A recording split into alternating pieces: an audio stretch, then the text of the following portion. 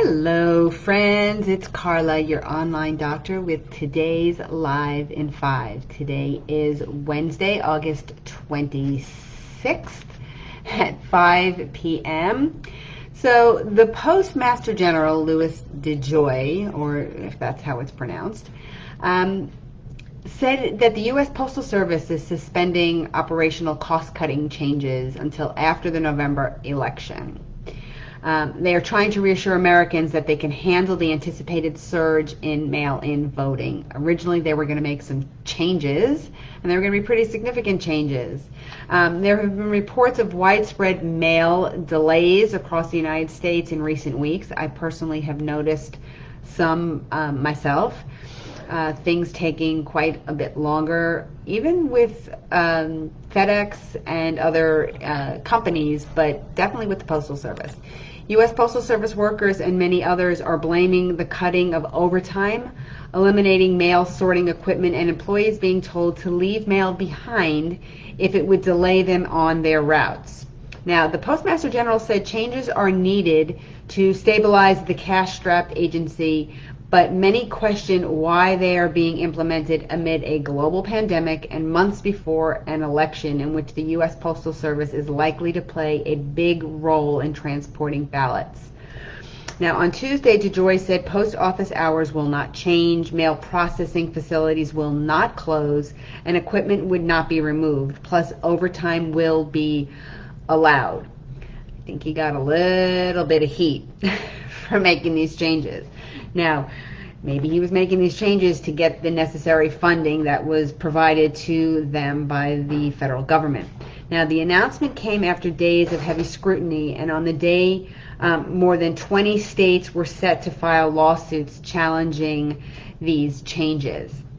Now, supposedly, the House of Representatives will be discussing U.S. Postal Service funding and limiting the ability for DeJoy to make changes that could possibly affect the election.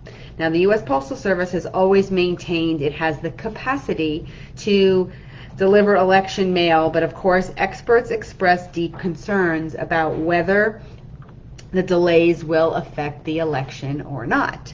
Now, a record number of Americans are expected to vote by mail this year due to COVID-19.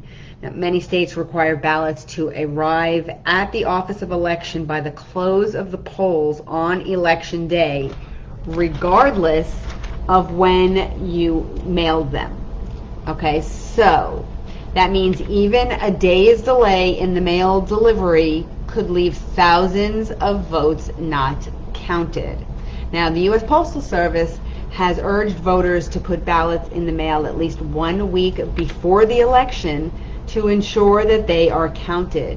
Now, some states, however, allow voters to request a ballot within a week of the election, which clearly would make it not unlikely, but impossible for it to arrive on time. Many officials are considering more drop boxes, so ballots don't have to be mailed to be counted.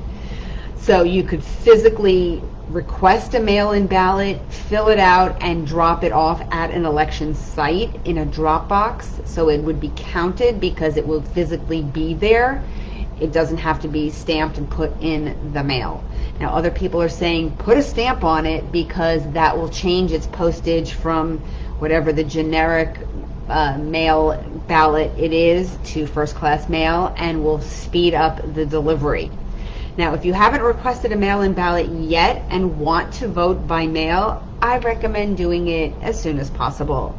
And then once received, get your ballot into the mail right away. So if your ballot comes 3 weeks before the election and you know what you want to vote for, don't wait. Just, fill it out, seal it up, and send it in. Again, if you do have the option for a drop box and you want to physically bring it someplace, to me that sounds like an ideal option because, again, it's at the voting polls and would have to be collected from the drop boxes and counted that day.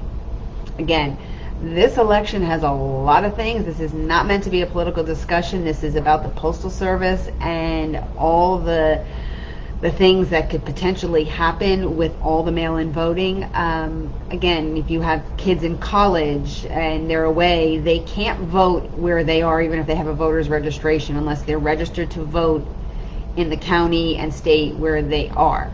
So, you know, mail-in voting is the best option for students away at college, unless they've been there for a while and they've changed their registration to the city where they are in school. So, post in the comments how you guys are voting. Are you planning on going to the polls? Are you planning on doing a mail-in vote? Are you planning on mailing it or drop-boxing it? Just curious what everyone's up to.